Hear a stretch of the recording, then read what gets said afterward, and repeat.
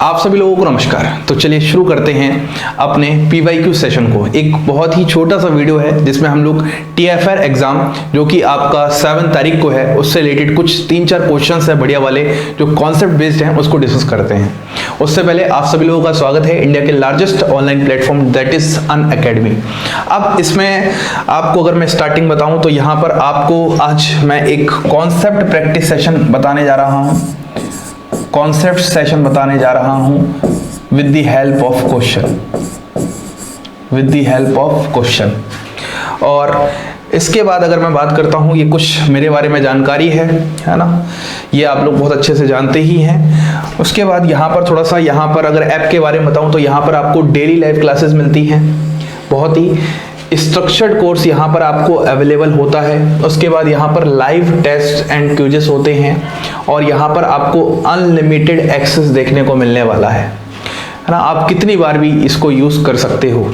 उसके बाद अगर हम बात करते हैं तो यहाँ पर आपको मेरी तरह और भी बहुत सारे एजुकेटर्स देखने को मिलने वाले हैं, बहुत सारे एजुकेटर्स आपको पढ़ाते हुए नज़र आने वाले हैं। इसमें फिर नेक्स्ट बात है यहाँ पर सब्सक्रिप्शन से रिलेटेड, ये आपके पास 1 मंथ भी है, ये आपके पास 3 मंथ भी है, ये आपके पास 6 मंथ भी है, ये आपके पास 12 मंथ भी है, ये आपके पास 24 मंथ भी है। क्लियर है यहाँ तक। और इसके साथ ही अगर आप SY सर ये वाला कोड यूज करेंगे तो आपको 10% ऑफ मिलने वाला है। कितना? 10% ऑफ यहाँ पर मिलने वाला है, ये जो ऑलरेडी प्राइस है उसके बाद। ठीक है, तो हम अपने TIFR PYQ सेशंस को थोड़ा सा यहाँ पर देखते हैं, क्वेश्चंस को यहाँ पर बढ़िया तरीके से अप्रोच करते हैं। अगर हम यहाँ पर बात करते हैं तो हमारे पास ये कुछ क्वेश्चन है, इसमें थोड़ी सी बात कर ली जाए। क्या है इस क्वेश्चन में हमारे पास यहाँ पर, तो देखो यहाँ पर जरा ध्यान से देखो तो यहाँ पर जिंक है आपके पास। क्या है? जिंक। तो सबसे पहले यहाँ पर इस मेटल का यहाँ पर इसके और इसके बीच में क्या होगा? इंसर्जन होगा, इंसर्जन होगा। ठीक है, तो इंसर्जन करके जो ये आपके पास यहाँ पर कंपाउंड बन जाएगा वह कुछ ऐसा बन जाएगा। यहाँ पर ऐसे, यहाँ पर PH, यहाँ पर डबल बॉन्ड और यहाँ पर आ जाएगा आपके पास ZnBr। मतलब यह आपके पास जो यहाँ पर बना है इसको मैं बोल सकता हूँ यह आपके पास एक ऑर्गेनोमेटेलिक कंपाउंड बन गया है।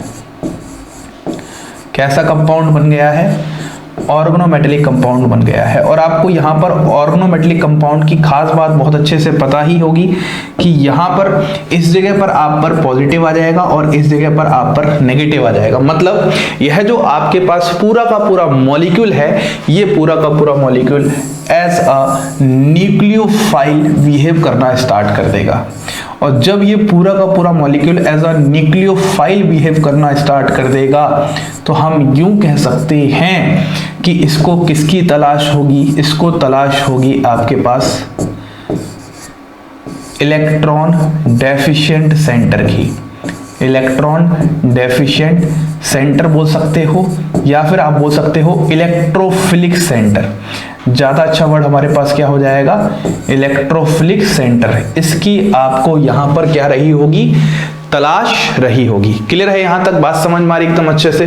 तो अब देखो जरा ध्यान से क्या होने वाला है। आपके पास यहाँ पर सामने क्या है, इस पूरे कंपाउंड को जरा ध्यान से देखोगे। देखो सबसे पहले आपने यहाँ पर कुछ ये वाला इनके बीच में कारनामा करवाया, आपने यहाँ पर अपना एक डिजायर्ड रिएजेंट लेके आया जो ऑर्गेनोमेटेलिक कंपाउंड था। यहाँ पर ये वाले पे ध्यान दो, ये आपके पास पार्शियल नेगेटिव है ये वाला पार्ट। अब इसको पार्शियल पॉजिटिव की तलाश होगी तो देखो यहाँ पर तो ये सिर्फ डराने के लिए है, ये तो क्या है? सिर्फ डराने के लिए है। यहाँ पर प्रोटेक्शन किया गया है। क्या किया गया है? प्रोटेक्शन। किसका? आप क्यों सकते हो एक तरीके से अमीन्स के प्रोटेक्शन का तरीका होता है ये वाला। ठीक है, अब यहाँ पर इलेक्ट्रोफिलिक सेंटर आपके पास यहाँ पर नजर आ जाएगा। तो जैसे ही आपके पास यहाँ पर इलेक्ट्रोफिलिक सेंटर नजर आया तो ये जो नेगेटिव वाला पार्ट है वो इस जगह यहाँ पर अटैक कर जाएगा और ये इसको इस तरीके से कर देगा। अब यहां पर पॉइंट ध्यान से समझना, आपके पास इसको जरा ध्यान से देखो तो यहां पर आपको स्टीरियोकेमिस्ट्री मेंशन की गई है। और चाहे आप TIFR के एग्जाम के क्वेश्चंस की तैयारी करोगे या फिर आप इसके बाद नेट गेट के क्वेश्चंस की तैयारी करोगे तो वहां पर स्टीरियोकेमिस्ट्री अपना बहुत इंपॉर्टेंट रोल प्ले करता है। तो मैं ये कहना चाहता हूं इसकी स्टीरियोकेमिस्ट्री के साथ कोई भी छेड़छानी नहीं करेंगे। और ये जो अप्रोच करेगा अगर ये अबव है तो कहां से करेगा? विलो से करेगा। तो अगर मैं फाइनल प्रोडक्ट यहां पर बनाता हूं तो फाइनल प्रोडक्ट आपके पास कैसा बन जाएगा, यहाँ पर आ जाएगा N, यहाँ पर आ जाएगा BOC, यहाँ पर आ जाएगा ऐसे, ठीक है। यहाँ पर आप pH को ऐसे ही रहने दोगे अबव द प्लेन, और यहाँ पर डैश पर आपके पास आ जाएगा कुछ इस तरीके से ये वाला ग्रुप, ठीक है। और यहाँ पर ऐसे, और यहाँ पर आ जाएगा pH ऐसा आ जाएगा, और इस जगह यहाँ पर क्या आ जाएगा आपके पास, इस जगह OH इस जगह पर आ जाएगा, ठीक है।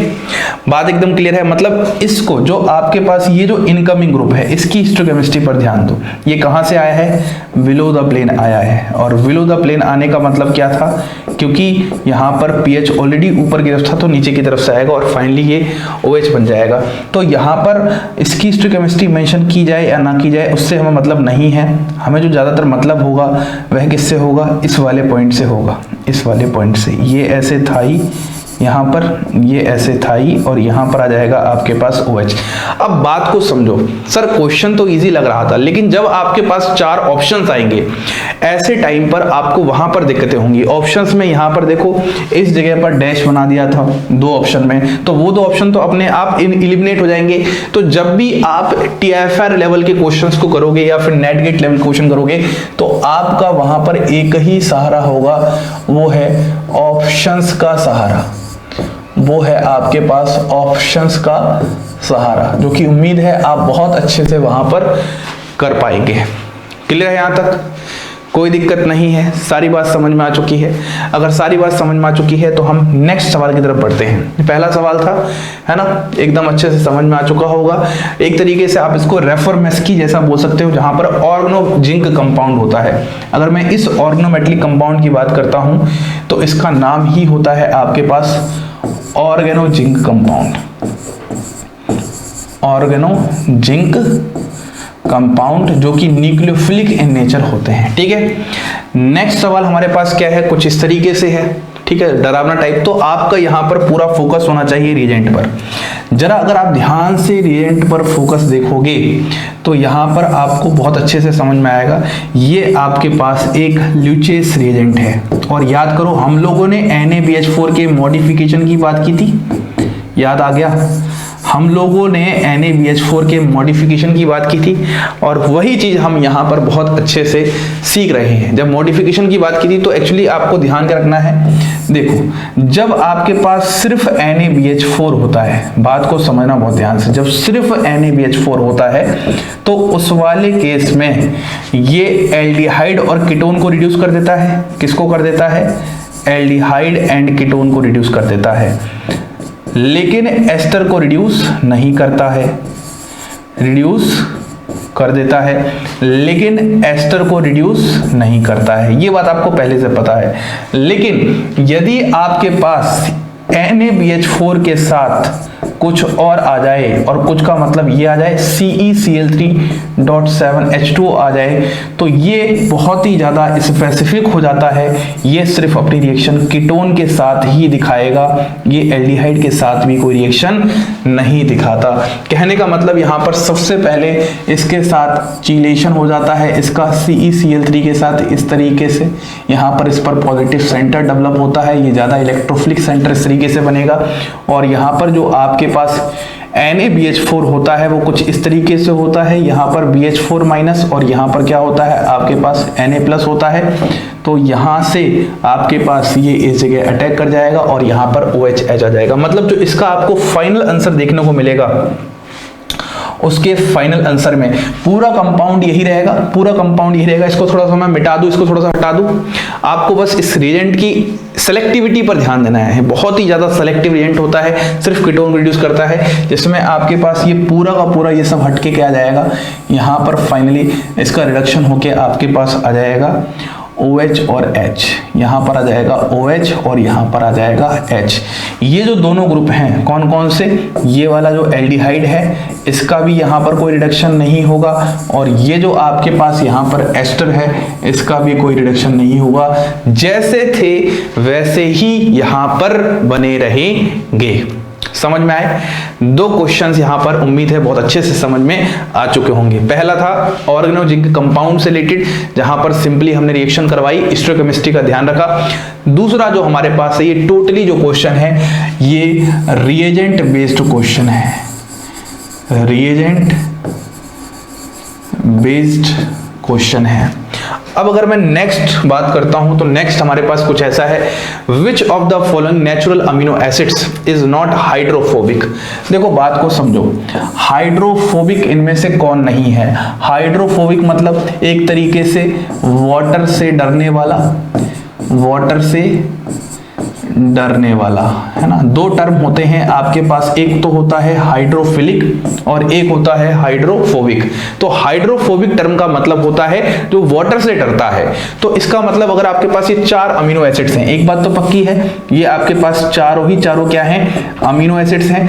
जब तक आपको स्ट्रक्चर का आइडिया नहीं होगा तब तक आप यहां पर इस सवाल को नहीं कर पाएंगे। या फिर यूं समझ लो, जब भी आप अमीनो एसिड्स की बात करोगे, यदि आपको 20 अमीनो एसिड्स के स्ट्रक्चर के बारे में नहीं पता तो आप यहां पर ये सवाल नहीं कर पाओगे। तो अब समझते हैं, स्ट्रक्चर की बात करते हैं। देखो आपको पता है सब में ये तो रहता ही है, यहां पर COH, यहां पर H, यहां पर NH2। इस तरीके से सबसे पहले ऐसे बना लो, COOH, यहां पर H और यहां पर NH2।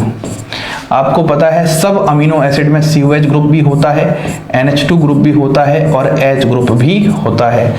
और अगर मैं लास्ट वाले केस की बात करता हूं तो उसमें भी आपने ऐसे H और ऐसे NH2 बना दिया। जो यहां पर सब में चेंज आएगा वो लास्ट वाले में चेंज आएगा। अब क्या चेंज आएगा जरा ध्यान से देखना। अगर मैं यहां पर कुछ इस तरीके से आइसोप्रोपाइल ग्रुप लगा दूं तो इसी को हम एक तरीके से नाम दे देते हैं वेलाइन। तो यहां पर मैं लिख देता हूं, इसका नाम आपके पास क्या हो गया? वेलाइन हो गया। अगर मैं यहां पर कुछ ऐसा ग्रुप लगा देता हूं, CH2, यहां पर CH, यहां पर CH3, यहां पर CH3, सेक ब्यूटाइल, तो इसका नाम हो जाएगा आपके पास लुईसिन, है ना। इसका नाम हो जाएगा आपके पास लुईसिन। अगर मैं इसकी बात करता हूं तो यहां पर आपके पास CH2, CH, यहां पर CH3 और यहां पर CH3, ऐसा कुछ कर दूं। नहीं, इस तरीके से होगा, ये गलत हो जाएगा थोड़ा सा। अगर मैं कुछ ऐसा कर दूं, यहां पर CH, CH3, यहां पर CH2 और यहां पर CH3, आइसोब्यूटाइल ग्रुप लगा दूं तो यहां पर आपके पास आइसोल्यूसिन हो जाएगा। ठीक है, आइसोल्यूसिन हो जाएगा। और फाइनली अगर मैं इसकी बात करता हूं, इसकी, तो इसमें क्या होगा? यहां पर इसमें CH2 का होल थ्राइस, यहां पर आ जाएगा NH, यहां पर आ जाएगा C डबल बॉन्ड NH और यहां पर आ जाएगा आपके पास NH2। ग्वानिडीन ग्रुप यहां पर लगा होता है और इसका नाम हो जाएगा आपके पास आर्जिनिन। ठीक है, अब आप जरा ध्यान से देखो, इन चारों ही अमीनो एसिड्स में ये सारे ग्रुप तो सेम थे आपके सब में, इन वाले ग्रुप्स पे आपको ध्यान देना है। किन वाले? इन वाले ग्रुप्स पर ध्यान देना है। एक तो ये वाला और ये वाला। अगर तीनों ग्रुप्स को जरा ध्यान से देखोगे तो ये तीनों ही ग्रुप्स कैसे होते हैं? हाइड्रोफोबिक होते हैं। कौन से होते हैं? हाइड्रोफोबिक होते हैं। लेकिन वहीं पर इसकी बात करते हो तो यहाँ पर अगर वाटर का मॉलिक्यूल प्रेजेंट होगा तो यहाँ पर ये नाइट्रोजन इसके H+ को इस तरीके से एब्स्ट्रैक्ट कर लेगा, मतलब एक तरीके से हाइड्रोजन बॉन्डिंग का फॉर्मेशन कर सकता है, तो कहीं ना कहीं वाटर सॉल्युबल हो सकता है। तो इसीलिए मैं इस वाले अमीनो एसिड को बोल सकता हूं ये नॉट हाइड्रोफोबिक है। तो हमारे पास यदि स्ट्रक्चर पता होगा तब जाके हम ऐसा सवाल कर पाएंगे, यदि स्ट्रक्चर पता नहीं होता तो हम ऐसा सवाल भी नहीं कर पा रहे होते। तो फिर से सुनो, जब भी अमीनो एसिड की बात की जाए तो उस वाले केस में आपको सबसे पहले सारे अमीनो एसिड्स के नाम पता होने चाहिए, उसके बाद उनके कुछ एक्सेप्शंस वाली बातें पता होनी चाहिए। और अगर कभी ऐसे क्वेश्चंस आ जाएं तो आपको वहां पर R ग्रुप, मतलब जिसको हम साइड चेन कहते हैं, उस ग्रुप पर ध्यान देना है। यही सारा का सारा खेल यहाँ पर खेल रहा होता है, यही सारी की सारी बातें यहाँ पर बता रहा होता है। क्लियर है यहाँ तक? कोई दिक्कत नहीं है यहाँ तक? तो वेलाइन हो गया, ल्यूसिन हो गया, आइसोल्यूसिन हो गया, तो आंसर आ जाएगा हमारे पास आर्जिनिन। अब अगर हम नेक्स्ट सवाल की तरफ बढ़ते हैं तो नेक्स्ट सवाल हमारे पास क्या है? Predict the reagent for the following amine deprotection reaction. आपको यहाँ पर रिएजेंट बताना है, कौन सा रिएजेंट है। जरा पहले एक बार इसको घूर कर देखो। रिएजेंट को देखने से पहले एक बार आप देखो कि आखिरकार ये इंटर कन्वर्जन कैसे हो रहा है। तो यहाँ पर जब भी होता है तो एक hit and trial method use करते हैं। जब भी कोई ऐसा क्वेश्चन आ जाए तो वहां पर सिंपली हम हिट एंड ट्रायल मेथड ही ज्यादातर यूज किया करते हैं, और मैच हो जाए तो फिर उसके बाद नेक्स्ट ऑप्शन को स्किप कर देते हैं। देखो सबसे पहले अगर आप देखोगे तो आपको कुछ ऐसा दिख रहा है। सबसे पहले हमारे पास ये, मान लो हमने पहले एजेंट को ले लिया और यहाँ से H+ ले लिया, यहाँ पर ऑक्सीजन का लोन पेयर इस H+ को खा लेगा, तो ये क्या बन जाएगा, O+H बन जाएगा। ठीक है, आपने यहाँ पर O+H बनाया तो इस ऑक्सीजन पर पॉजिटिव चार्ज आ जाएगा, तो ये क्या हो जाएगा, पागल। अरे हमने पढ़ा है अगर यदि कोई भी इलेक्ट्रोनेगेटिव एलिमेंट पर पॉजिटिव चार्ज आ जाता है तो वह पागल बन जाता है, और यदि पागल बन जाएगा तो इसका मतलब वह सामने वाले से, यहां से, इस जगह से ऐसे इलेक्ट्रॉन्स लेने की कोशिश करेगा। तो आपके पास यहां पर क्या बन जाएगा, अब आपके पास यहां पर कुछ ऐसा बन जाएगा। देखना ये वाला तो कॉन्सेप्ट आपके पास ऐसा का ऐसा ही रहा, यहाँ पर ये वाला भी ऐसा रहा, यहाँ पर NH आ गया, यहाँ पर आपके पास क्या आ गया, इस तरीके से ऐसे ऐसे, यहाँ पर C+O आ गया, और यहाँ पर आ गया आपके पास C+O की जगह यहाँ पर OH हो जाएगा। जरा ध्यान से देखना, यहाँ पर आ जाएगा आपके पास OH और यहाँ पर आ जाएगा C+O, और साथ में यहाँ पर आ गया आपके पास 3 डिग्री कार्बोकैटायन। तो कहीं ना कहीं इसकी जो ड्राइविंग फोर्स थी वो इस 3 डिग्री कार्बोकैटायन का बनना था। इतना समझ में आ रहा है, तो यहां तक इतना पहुंचे। फिर H2O है, तो इस H2O से क्या बात हो जाएगी, यहां से इस पे OH आ जाएगा, तो मतलब हमें एक प्रोडक्ट तो यहां पर दिख रहा है, एक प्रोडक्ट तो हमें यहां पर दिख रहा है। 3 डिग्री कार्बोकैटायन के साथ अगर यहाँ पर वाटर रिएक्ट कर जाएगा तो वाटर रिएक्ट करने के बाद आपके पास कुछ ऐसा बन जाएगा। अब इसमें नेक्स्ट स्टेप में क्या हो जाएगा मेरे भाई, इसमें नेक्स्ट स्टेप में आपके पास ऑक्सीजन पर लोन पेयर है, वो यहाँ जाएगा, ये यहाँ जाएगा, फिर वापस आएगा और ये यहाँ पर ले जाएगा। फिर फाइनली वर्कअप होके आपको जो यहाँ से नजर आएगा वह कुछ ऐसा नजर आएगा, ऐसे ऐसे ऐसे, यहाँ पर NH2 और यहाँ पर CO2 गैस का रिमूवल होगा, और यहाँ से ये तो बन ही चुका था, तो ये फाइनल आंसर आ जाएगा। मतलब हमारी किस्मत बहुत अच्छी थी जिसमें पहला वाला ही हमारे पास करेक्ट आ गया, यही ऑप्शन एक आपके पास क्या हो जाएगा, करेक्ट हो जाएगा। बात समझ में आई? तो ये एक PYQ सीरीज थी जहां पर मैंने आपको रिएजेंट्स को, नेम रिएक्शन को, रिएक्शन मैकेनिज्म को थोड़ा सा जोड़ने की कोशिश की है। उम्मीद है बहुत हेल्पफुल होगा आपके लिए सेशन। कोशिश कीजिएगा मैक्सिमम लाइक और शेयर करने की। और यहीं पर अगर मैं आपको फाइनल बात बताऊं एक, तो हमारा एक टेलीग्राम चैनल है लेट्स क्रैक IIT JAM का, इसको आप ज्वाइन कर लो फॉर फर्दर मेरी जानकारी जो भी वीडियो से रिलेटेड हुआ करेगी वो सब बातें आपको वहां पर पता चल जाया करेंगी। और नेक्स्ट बात हमारे पास आ जाएगी, इस चैनल को आप सभी सब्सक्राइब कर लो और 10% डिस्काउंट के लिए आप यहाँ पर SY सर का कोड यूज कर सकते हैं। इसी के साथ आप सभी लोगों को धन्यवाद।